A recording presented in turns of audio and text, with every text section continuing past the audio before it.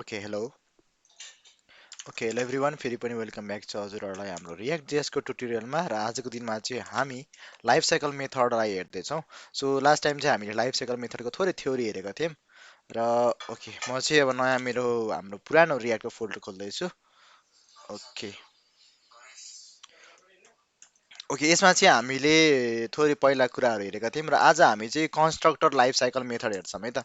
Okay म हजुरहरूलाई थोरै यहाँनिर देखाइदिन्छु भने constructor life cycle method in react है त।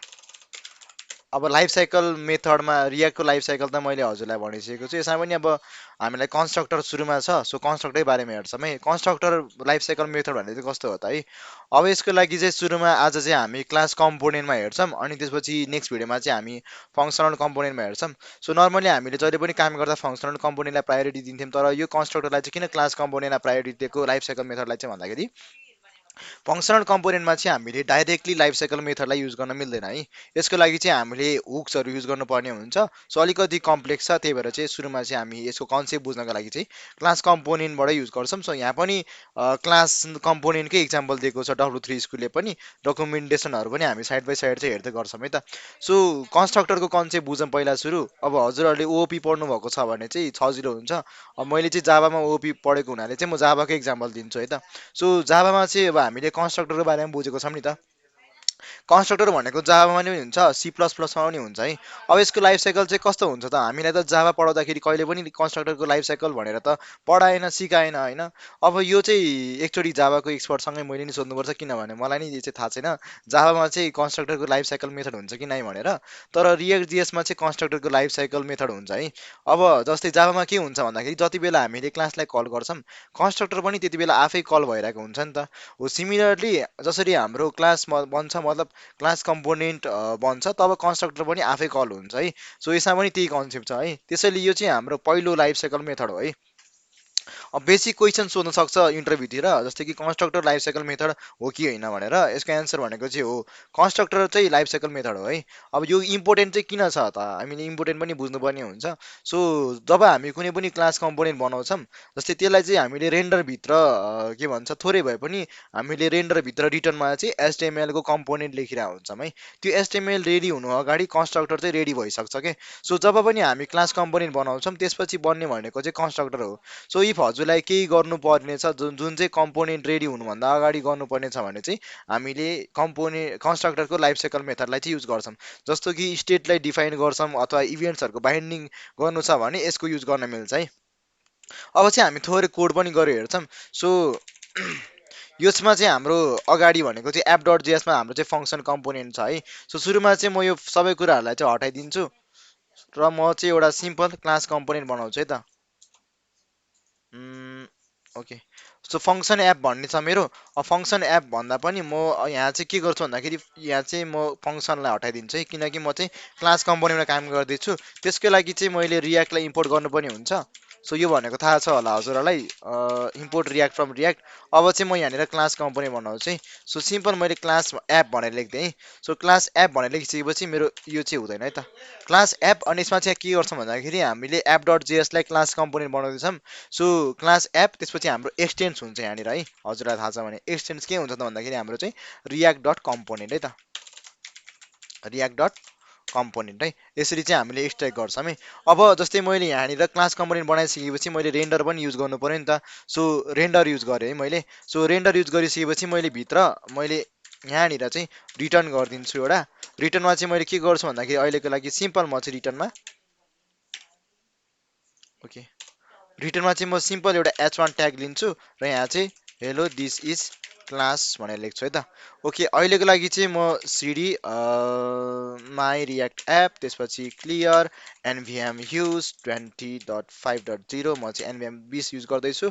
त्यसपछि एनपिएम स्टार्ट। अब मैले मेरो डेभलपमेन्ट सर्भरलाई रन गरेको छु। सो सिम्पल मेरो H1 मा प्रिन्ट हुन्छ, अरू केही प्रिन्ट हुँदैन। म यो हेलो सेलोलाई हटाइदिन्छु अहिलेको लागि।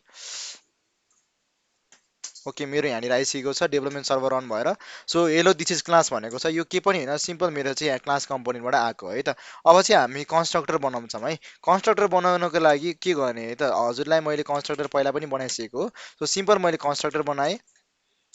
ठिक छ कन्स्ट्रक्टर बनाइसकेपछि सो अघि मैले भनेको थिएँ हाम्रो चाहिँ यो एचटिएमएल को कम्पोनेन्ट रेन्डर हुनु अगाडि नै बन्नु अगाडि नै हाम्रो चाहिँ कन्स्ट्रक्टर कल भइसक्छ भनेको थिएँ है सो एकचोटि हामी यो प्रुफ पनि हेर्छौँ है त त्यसमा चाहिँ मैले के गर्छु कन्सोल डट लग गर्छु यहाँ चाहिँ मैले दिस इज कन्स्ट्रक्टर भनेर लेखेर होइन सो यो चाहिँ मेरो कन्स्ट्रक्टर भयो अरे होइन सो मैले रेन्डर माथि चाहिँ मैले के गर्छु भन्दाखेरि अब यहाँ पनि म एउटा कन्सोल डट लग हाल्छु अरे होइन कन्सोल डट लग हाल्छु यो चाहिँ this is HTML this is render tag भनेर हानिदिन्छु अरे होइन सो अब यहाँनिर हेर्नु दुइटै कन्सोल डट लग छ सो एकचोटि मैले यसलाई रिलोड गर्छु must call super constructor okay मेरो चाहिँ इरर आइरहेको छ इरर चाहिँ किन आयो भन्दाखेरि मैले कन्स्ट्रक्टर बनाइसकेपछि मैले यहाँनिर चाहिँ सुपर लेख्नुपर्ने हुन्छ है सो सुपर किन लेख्छ मोस्ट अफ द हजुरहरूलाई चाहिँ थाहा भइसकेको छ होला थाहा छैन भने त्यो पनि म हजुरहरूलाई चाहिँ एक्सप्लेन गरिदिन्छु है त इन्सपेक्ट गरेर कन्सोल गर्छु सिम्पल रिलोड गर्छु अब यहाँ हेर्नुहोस् है सुरुमा चाहिँ दिस इज कन्स्ट्रक्टर भन्छ अनि बदला दिस इज रेन्डरवाला पार्ट आइरहेको चाहिँ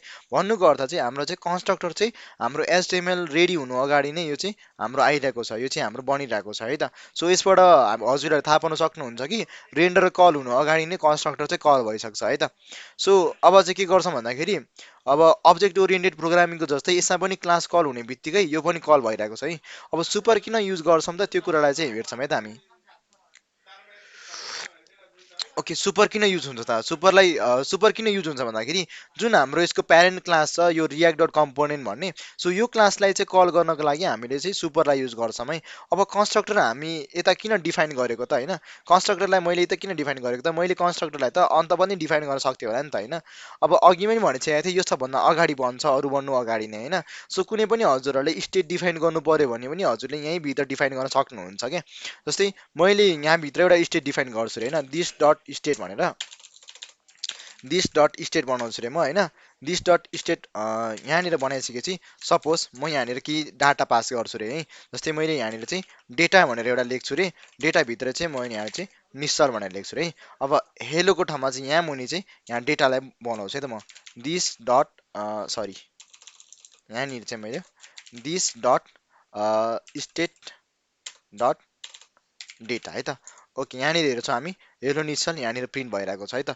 ओके यहाँनिर प्रिन्ट भइरहेको छ है ओ अब यसमा के भयो त भन्दाखेरि मेरो स्टेट अगाडि नै रेडी भइसकेको थियो मेरो एचटिएमएल रेडी हुनु अगाडि नै अब के गर्नु हुँदैन त हामीले अब बुझ्यौँ नि त हामीले अब कन्स्ट्रक्टरले किन बनाउँदो रहेछौँ होइन कन्स्ट्रक्टरभित्र के कल गर्न मिल्दो रहेछ हामीले बुझ्यौँ होइन तर कन्स्ट्रक्टरभित्र हामीले गर्न नहुने कुरा चाहिँ के हो भन्दाखेरि हामीले कहिले पनि एपिआईहरू चाहिँ कन्स्ट्रक्टरभित्र कल गर्नु हुँदैन क्या अब किन गर्नु हुँदैन भन्दाखेरि चाहिँ जबसम्म हाम्रो फङ्सन रेडी हुन्छ हुँदै गर्छ त्यो एपिआईको मेथडहरू त कल हुनु पऱ्यो नि त अब कन्स्ट्रक्टर बन्ने बेलासम्म त त्यो रेडी पनि हुँदैन कि जुन हामीले रेडी गर्न खोज्छौँ अब एपिआईबाट जुन रिजल्ट आउँछ त्यति बेलासम्म हाम्रो एचटिएमएल पनि रेडी भएको हुनु पऱ्यो नि त अब एपिआईको त्यो रिजल्ट आउनेसम्म हाम्रो एचटिएमएल नै रेडी भएको हुँदैन एचटिएमएल नै रेन्डर भएको हुँदैन होइन त्यो एचटिएमएल रेन्डर गर्नको लागि रेडी भइसकेको हुँदैन त्यसैले एपिआईलाई चाहिँ हामीले कहिले पनि यता कल गर्दैनौँ है अब एपिआईको लागि चाहिँ हामीले एउटा छुट्टै कम्पोनेन्ट डिड माउन्ट भन्ने मेथड चाहिँ युज गर्छौँ जुन चाहिँ हामी नेक्स्ट भिडियोमा कभर गर्नेछौँ है त सो आई होप कि हजुरहरूले बुझ्नुभयो होला कन्स्ट्रक्टरको